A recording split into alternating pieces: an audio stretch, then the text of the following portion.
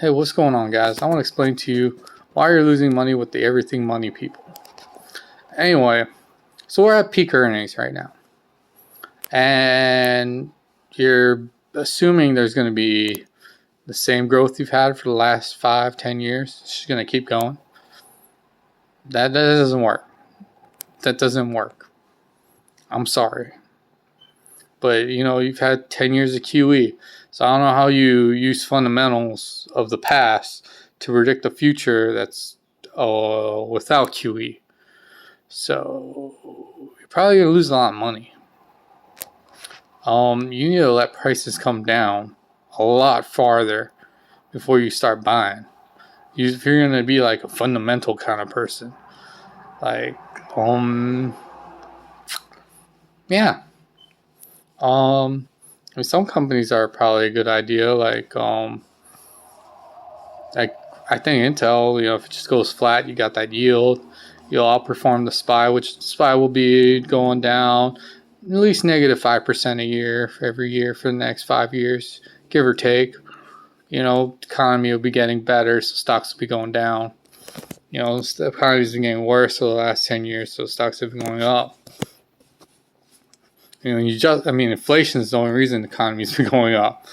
When you adjust for inflation, the economy hasn't gone anywhere. Our living standards have gone down. So, the stocks have gone up.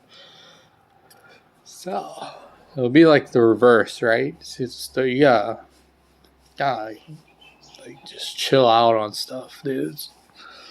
That's why you're gonna lose money. So you're not plugging in the right numbers. You have to lower your expectations a lot, especially if you use the software. You gotta really lower them expectations, yo. I'm sure, if you invest in a Campbell's soup, it'll go flat and the SPY will go down. You'll get that yield of 3%, or Kellogg, same thing. The yields are nice. When these stocks come down, the yields go up. That's what the yield is by definition, when stocks go down, the yields go up. So you need a decent yield that's better than bonds, and you'll be fine. You'll be fine. The triple C bonds, they yield 4 or 5% or something. I don't know. I know AAA bonds do 2-3% yield. But it sucks. So that's why stocks are so attractive. Because it doesn't make sense to buy bonds when the yields are so low. Well, a bond is you loan your money and they use it and you get paid coupons and interest payments.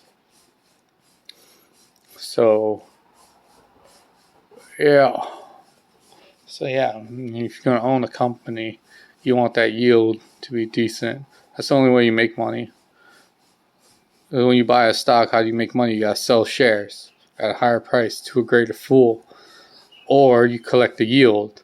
So if you're going to be an investor and you're buying and hodling, you need to get paid while you hodl. So so everything without a dividend, you're a trader. You're buying and hoping that in the future you can sell it for more.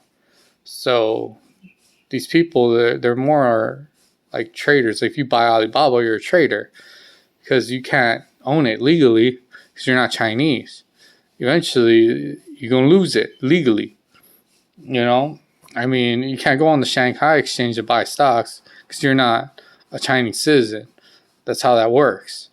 And, Hong Kong is owned by China now. So, you don't know if they're going to take it or not. So, you're hoping some greater fool buys it from you who is Chinese, needs it. You know what I'm saying? So, you're looking to trade. Maybe it's a year, 2 years, 5 years from now. But you're going to be a seller someday. So, you're a trader. Because, that's what you got to do. How do you make money? The company has to buy back shares from you at a higher price than you bought it for. So, yeah. Or somebody has to. So, it's like with anything, like Bitcoin, cryptos, anything you invest in, you need a greater fool to buy it from you from a higher price in the future. So it doesn't. We're all time in the market. We're all hoping that greater fool is there someday, buying it from you from a higher price. Until you realize that, you're gonna lose money because the stock market's a war zone. They don't care about you, care about your feelings. Maybe someone cares about the fundamentals and is paying based on fundamentals, but even then, like, things can stay cheap forever. Someone has to buy it from you for a higher price because they want to own it. It's like Pokemon cards or like baseball cards or like anything in life. There needs to be someone to buy it from you for a higher price.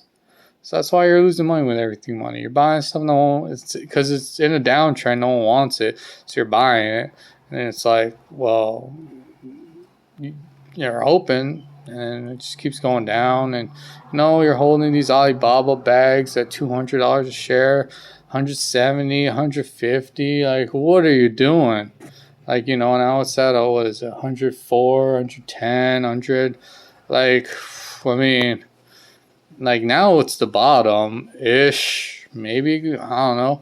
But it doesn't have to go up. No one could want to pay for it at a higher price, given all the risks. Now is when you would buy if you're using a strategy called IC investing. You're buying stuff no one wants to touch because, like, that's kind of like the bottom. It can't get any lower. That's why I call it IC investing. It's so disgusting. No one wants it, so you buy it. And then, maybe when it's less disgusting, it goes up. Like, oh, this ain't so bad. Then it goes up because, it's already, no one wants it already. So it doesn't get much lower than that when everyone's sold. And, that no one's interested in it. There's not a lot of buyers, not a lot of sellers. People just kind of just don't do much with it. It's kind of when the bottom is, right? So, yeah. So maybe it is the bottom. And you're IC investing. So, you're hoping for, price go up 10, 20%, and you're, now, and then as an IC investor, you would get out. Now that people want it again, you'd be like, cool, I'm going to sell it. So that's the IC investing strategy. I think one of them, Everything Money Dudes, does that IC investing strategy. He showed his portfolio. The rest of them don't show their portfolio. I think the other guy's a money manager. So he's more of a trader lately. He uses like stochastics. I don't know how it works. I'm a price action trader. I just look at the price. I just need to see like lines. I just need to see like candlesticks. I don't need to see anything else. All I need to see is the price action. And I know where things are going. Is it an uptrend or downtrend? Does the squiggly line go up or down? Is it going flat? Is it sideways? Then it's flat. And I know tickers that are flat are easy to trade. Buy at the bottom, sell at the top. Buy at the bottom, sell at the top. Short here, buy there. Buy there, short there. Like, you know what I'm saying? Like, that's why horizontal tickers are easy to trade. A lot of people like to only do horizontal tickers. Because those are the best. So there you go. That's why you lose money with everything. Lose money. So you don't know what you're doing. You got these like lofty growth expectations you're plugging in, like, oh, it's gonna grow 3% a year. No, it's not. That's why it keeps going down on you. Hold the bags. Have a good one.